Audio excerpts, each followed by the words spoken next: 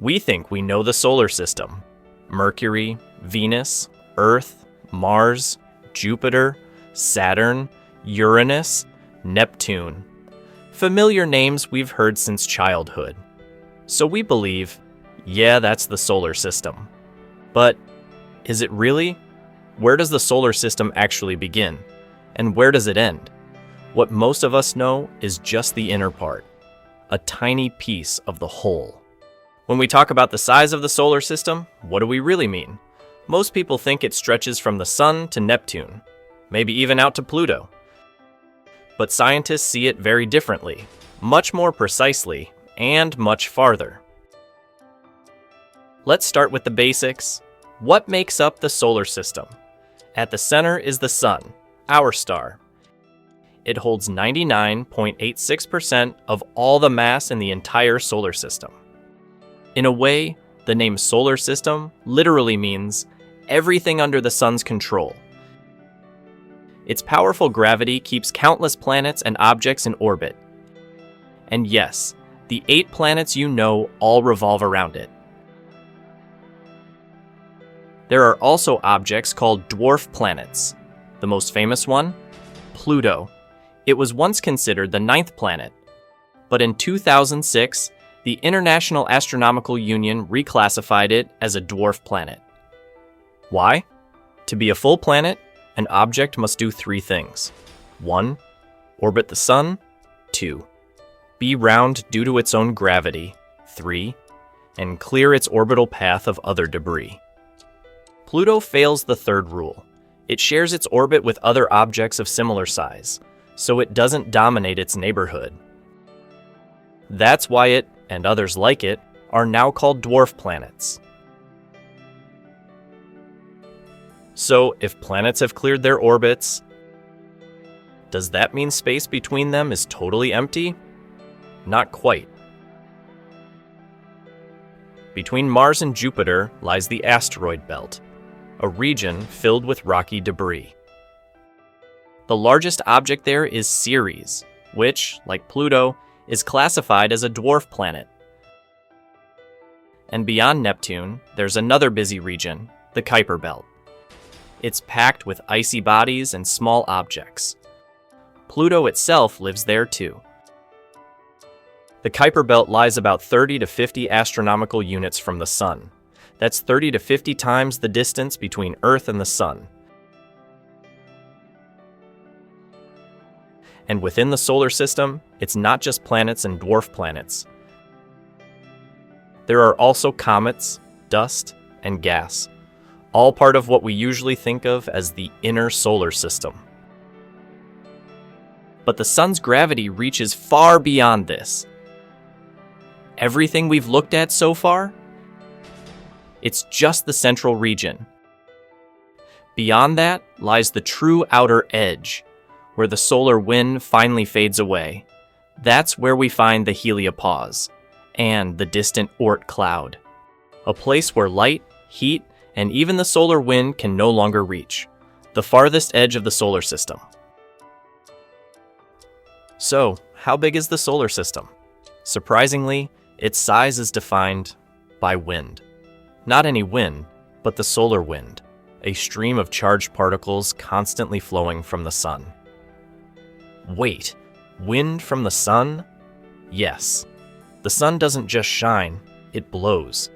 Its surface sends out a steady flow of plasma, mainly electrons and protons.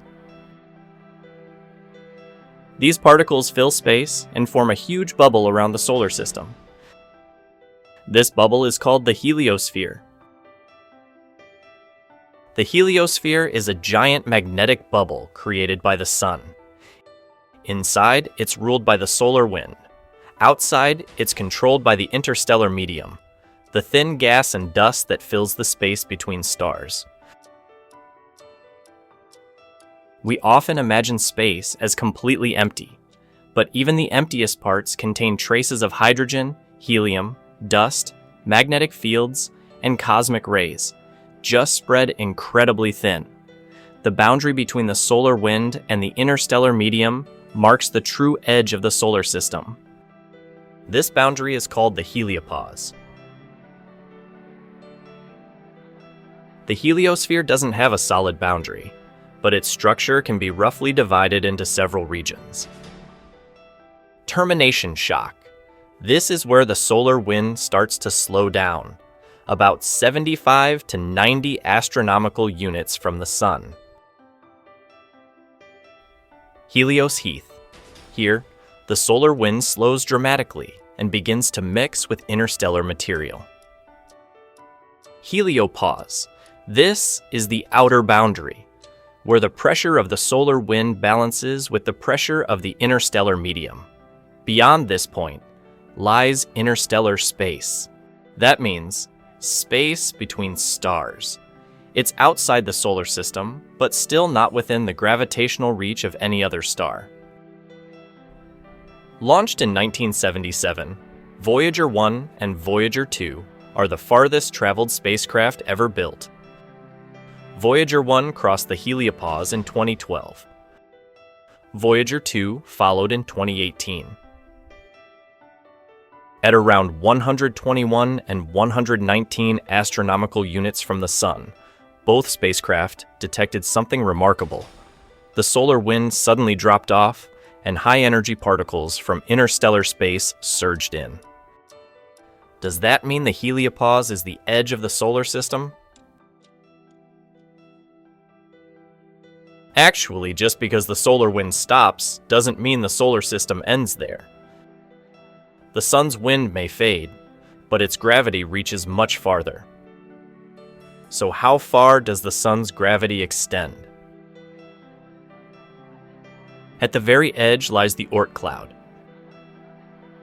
Despite the name cloud, it's really a vast region filled with countless icy objects, surrounding the solar system like a distant, invisible shell. The Oort cloud is thought to have two parts, an inner region and a more distant outer region.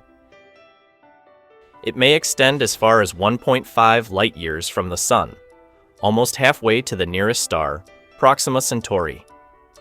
This is where the Sun's gravity barely holds on, and that makes the Oort cloud the true outer boundary of the solar system. It defines the farthest edge of the Sun's influence and the maximum size of our solar system. Remember, the distance from Earth to the Sun is called 1 AU. Neptune orbits about 30 astronomical units from the Sun. Voyager 1, the farthest spacecraft we've ever launched, has traveled around 167 astronomical units. But the outer edge of the Oort cloud? It's estimated to lie as far as 100,000 astronomical units away.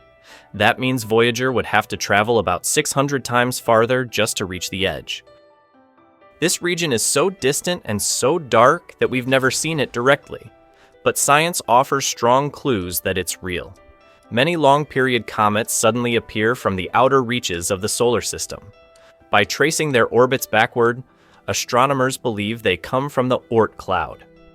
Every so often, one of these icy objects drifts out of the cloud and races toward the Sun, and that's when we see a brilliant comet streaking across the sky, its glowing tail lit by sunlight. The Oort cloud may contain trillions of icy objects, most of them still unnamed and unseen. These distant bodies are made of water ice, methane, ammonia, along with dust and organic materials. They're so far from the Sun that sunlight can't reach them, leaving them completely frozen in the dark. The outer edge of the Oort cloud marks the final reach of the Sun's gravity. Cross that boundary, and you've officially left the solar system. Beyond it lies interstellar space, a realm where the Sun, its planets, its winds, and even its gravity no longer hold sway. You're now in the true space between stars. But is interstellar space really empty? It may sound like a vast, silent void, but in truth, it's filled with invisible things. A quiet space, rich with mystery. Out here, several invisible forces and particles are at play. Interstellar gas, mostly hydrogen and helium. Massive magnetic fields stretching across the galaxy. High-energy cosmic rays, launched by exploding stars, and even rogue planets, drifting alone without a star. But the density is unimaginably low, just a few hydrogen atoms per cubic centimeter, spread across the silent vastness of space. Beyond the Oort cloud, the Sun is no longer the star of the show. Our solar system becomes just one of hundreds of billions, scattered across the Milky Way galaxy. The solar system, a name that feels familiar, personal even, but how far does ours really go? Our solar system? Our galaxy? One thing is clear, the solar system ends here, but the universe is just beginning.